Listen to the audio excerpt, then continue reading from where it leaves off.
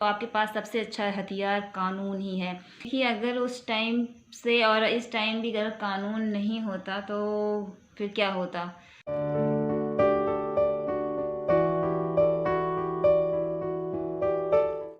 Good morning, सुप्रभात सम्राटों, कैसे हैं आप सब। आशा होगा आप अच्छे होंगे।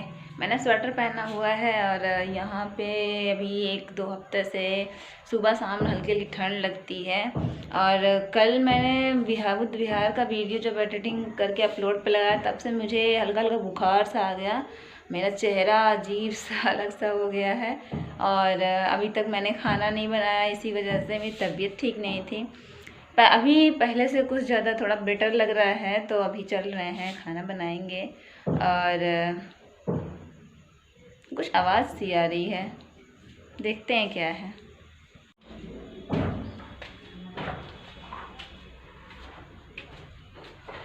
कुछ आवाज़ आ रही है। ओ, तो ये हो रहा है यहाँ पे।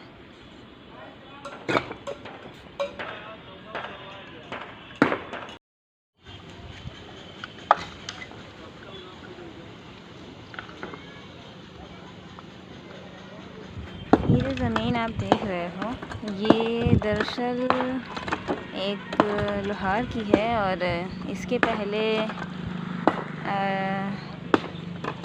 पहले क्या हुआ कि ये जो बगल का जहाँ पे मेरा मकान बना हुआ है, ये हम लोगों ने लिया है। जो ये है ब्राह्मणों की ज़मीन थी और उस ब्राह्मण ने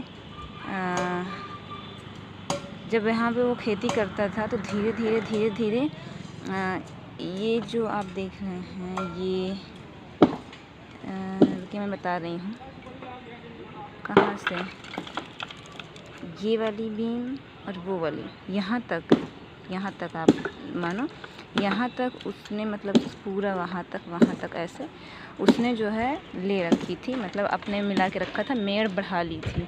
तो जब उसने हम लोगों को बेचा तो हम लोगों ने जो है पहले लेखपाल से हम लोगों ने नपवाया, तो पता चला कि उतनी ज़मीन जो है वो एक्स्ट्रा है, वो लोहार की है, वो उस ब्राह्मण की नहीं थी। तो हम लोगों ने फिर जहाँ से उसकी थी, ब्राह्मण की थी, वहाँ से हम लोग बनाना शुरू किया और उतना ज़मीन छोड़ दिए। तो इसके लिए बहुत सारा विवाद हुआ था और कोर्ट में भी बात चली गई थी। फिर बात बहुत दिन चली, लेकिन जब ज़मीन में दिखाया गया, नपाई हुई, तो नपाई में सब कुछ पता चल गया कहाँ से कहाँ तक किसका है किसका नहीं है। तो हम लोगों को फिर वहीं से मिला जहाँ से ब्राह्मण का था, और जितना उनका एक्स्ट्रा था वो सब हटा दिया गया। और ये बात उन लोहार लोग को नहीं पता थी। आज इस बात को करीब 8-9 साल हो गए हैं, 2012 से ये घर बना हुआ है। तो अभी जब क्लियर हो गया सारा मामला, तो जो लोहार थे वो अपना बना रहे थे, तो जो उनकी पट्टीदार हैं, अब उनको उस ज़मीन की लालच हो गई है। वो जो है वो कह रहे हैं मुझे भी चाहिए। अब जितना बना हुआ था उसको सब वो तोड़ दे रहे हैं। आप खुद देखो, मतलब किसी ने इतना पैसा लगा कर, गरीब इंसान ने इतना बनाया और आप उसको तोड़ रहे हो, ये कितनी गलत बात है। आपको जब आपको नहीं ध्यान आया कि इतनी सारी ज़मीन जो है वो कहाँ गई, कहाँ थी, तो आपको कुछ पता नहीं चल। बताइए, इतना सारा इन्होंने तोड़ दिया। अब देखो, ये सारे तोड़ दिए। यहाँ पे दीवार बनी हुई थी। मतलब इंसान थोड़ी चीज़ों के लिए मतलब किस हद तक चला जाता है, अपनी एनर्जी वो लॉस कर रहे हैं इसमें। और आप देखो तो ये ज़मीन जो है, ये जहाँ परछाई जा रही है इस छत की, आप देखो ये परछाई जा रही, तो ये बीम है। इतनी ज़मीन वो ब्राह्मण ने रखी हुई थी, यहाँ से हम लोगों को दे रहा था। और यही चीज़ पूरा पीछे तक वहाँ तक है। तो ये लोग कह रहे हैं, पहले तो पीछे इन लोग को दे दिया ये लोहार ने, लेकिन अब ये बोल रहे हैं कि मुझे आगे भी चाहिए। तो मतलब एक बात नहीं रहती है, हमेशा घुमा फिरा कर बात रहती है। और कोई गरीब इंसान इससे बना रहा तो उसको तोड़ना नहीं चाहिए, ये गलत बात है। अब देखो क्या क्या हो रहा है। तो अभी हम चलते हैं नीचे और खाना बना लेते हैं पहले तो। और खाना बनाने के बाद फिर पढ़ाई करनी है। और तबीयत थोड़ी सी ठीक नहीं लग रही, तो कोई काम करने का भी मन नहीं हो रहा है। और मैं अभी कुछ प्लान कर रही हूँ थोड़ा सा बाहर जाने का, तो बाहर जाके वहाँ पे और अच्छी सी चीज़ें आपको दिखाने की सोच रही हूँ। तो देखते हैं कब निकलते हैं, आप लोग को बताएंगे ज़रूर। तो चले पहले खाना बना लेते हैं। कैसे हैं सम्राटों, आशा होगा आप अच्छे होंगे।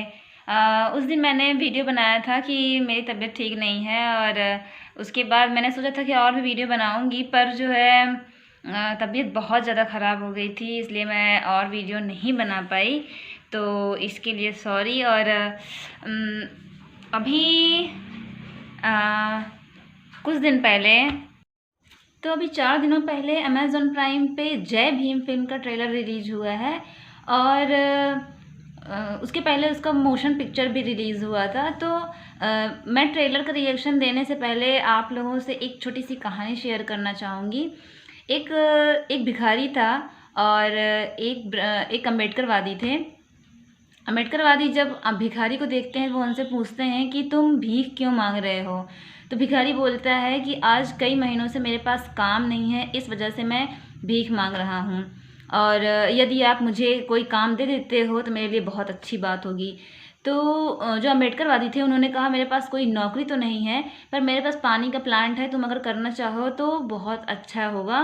तुम पानी ले जा कर के बाज़ार में सप्लाई करना, और जो भी मुनाफा होगा हम महीने के अंत में उसका आधा आधा ले लिया करेंगे। तो फिर भिखारी ने उनसे पूछा कि जो भी मुनाफा होगा उसमें से कितना कौन लेगा।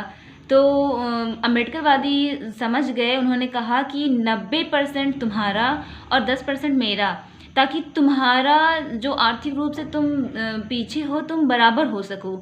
इसलिए उन्होंने ऐसा किया। फिर ये प्रोसेस फिर चलने लगा। वो जो भिखारी था वो उनके यहाँ जाकर के काम करने लगा, और जो पानी की सप्लाई करने का था बाज़ार में वो करने लगा, और दिन ब दिन काम उनका अच्छा होता गया, बढ़ता गया बढ़ता गया।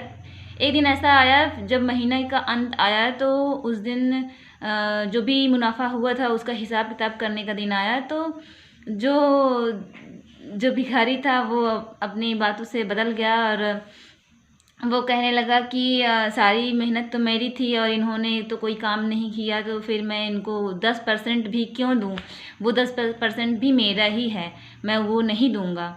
तो लास्ट में जब वो अम्बेडकरवादी आते हैं उनके पास और कहते हैं कि आज तो महीना पूरा हो गया, आज हिसाब किताब करना है, तो वो बोलता है, वो देने में आनाकानी करता है। फिर अम्बेडकरवादी जो थे वो समझ जाते हैं। फिर वो कहते हैं कि मैं जानता हूँ तुम क्यों नहीं देना चाहते हो, तुम्हें वो 10% का भी मोह है, इसलिए तुमको लालच आ गया है।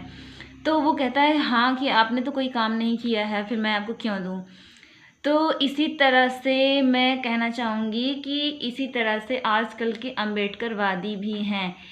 वो कहते हैं कि बाबा साहेब ने हमें अधिकार दे दिया, हमें शिक्षा पाने का अधिकार दे दिया, आवाज़ उठाने का अधिकार दे दिया, स्वाभिमान से रहने का अधिकार दे दिया, पर इन सब के पीछे जो भी मेहनत है, जो भी काम है, वो सब तो मैंने किया ना, मैंने अकेले ने किया। तो इस सब का पूरा क्रेडिट मुझे जाता है, ना कि भीमराव अंबेडकर जी को। तो जो लोग ऐसा सोचते हैं उनके लिए यही एक संदेश है कि ऐसा वो बिल्कुल। आप स्वयं सोचिए कि अगर उस भिखारी के साथ उस अम्बेडकरवादी की जगह पे हम होते तो हम क्या सोचते। उस वक्त हम लोग यही सोचते हैं ना कि बाबा साहेब ने इतना सब कुछ किया, हमें हर तरह के अधिकार दिए हैं, तो अगर हम उनके प्रति उनका जो मिशन था और उस मिशन के प्रति अगर हम अपने जीवन में से 10% भी अगर नहीं देंगे तो ये उनके साथ एक बेईमानी होगी और गलत होगा, और आप जो अम्बेडकरवादी होने की बात कहते हो वो भी गलत होगी। तो हमें ये चाहिए कि हमें अपनी शिक्षा, हमारे पास जो जानकारी है, और अगर हम पैसे से कर सकते हैं, आर्थिक रूप से, तो आप जिस भी तरह से ये कर सकते हो, आपको अपने जीवन के सभी जगह से मिला करके 10% तो बाबा साहेब के मिशन में देना ही देना चाहिए। तो अभी चलते हैं इस सूर्या की फिल्म जय भीम, उसका ट्रेलर देख लेते हैं कैसा है। हिंदी में आया है तो देखते हैं कैसा है ट्रेलर।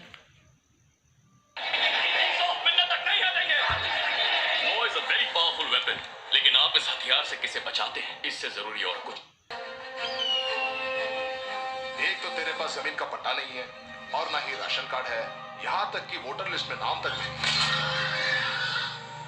इनकी गलती क्या है इसमें? देश को आजाद हुए 50 साल हो गए, लेकिन इनके पास एड्रेस प्रूफ तक नहीं है।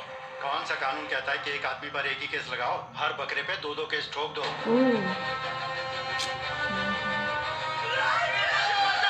चाहे कितने भी पीड़ित हो, हर एक को इंसाफ के लिए लड़ने का हक है और इस अदालत का फर्ज है कि वो उन्हें इंसाफ दिलाए। राजा कन्ना, मौसम कुट्टी और ईरूटप्पन, ये तीनों हैबिचुअल ऑफेंडर्स हैं।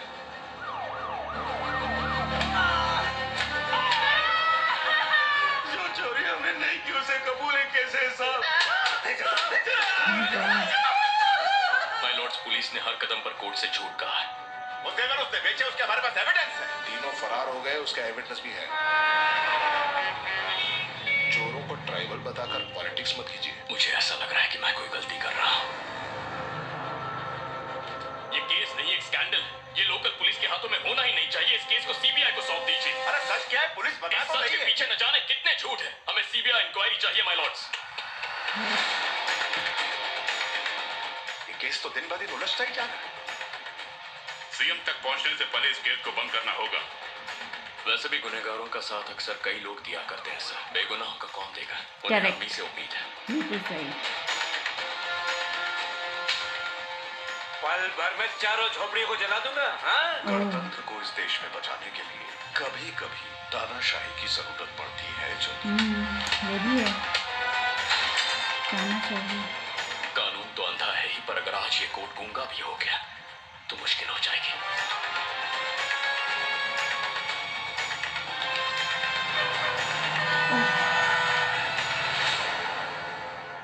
चंद्रू, और 10 दिन में कौन से राज खुल जाएंगे? मैं चाहता हूँ उस मासूम आदिवासी औरत को इंसाफ मिले। कोर्ट इंसाफ नहीं करेगी तो मैं सड़क पर उतरूंगा। सिर्फ कानून ही मेरा हथियार है। That's all.